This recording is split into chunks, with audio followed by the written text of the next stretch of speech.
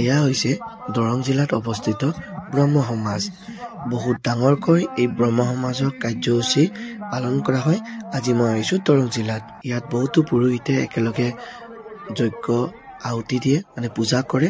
এয়া আপোনালোকে দেখা পাই আছে, বহুতো পুৰোহিতে একেলগে মন্ত্ৰ উচ্চাৰণৰ জৰিয়তে পূজা কৰি আছে।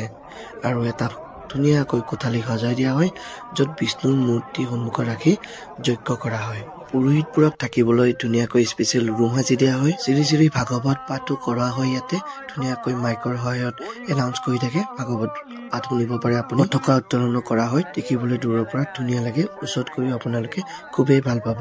লগতে এটা চেলফি পইণ্টো আছে, য'ত আপোনালোকে ফটো উঠিব পাৰিব। ইয়াৰ উপৰিও সমাজত অহা লোকসকলৰ বাবে খাদ্য ব্যৱস্থা আছিলে। মই এই চিটত বহি দিলোঁ। প্ৰায় 300 মান মানুহ আছিলে, কিন্তু 1000টা চিট আছিলে। যি হওক, 9 ফেব্ৰুৱাৰী আজি লাষ্ট হয় ব্ৰহ্ম সমাজ। গতিকে আপোনালোকে যদি আহে মোক লগ কৰিব পাৰে।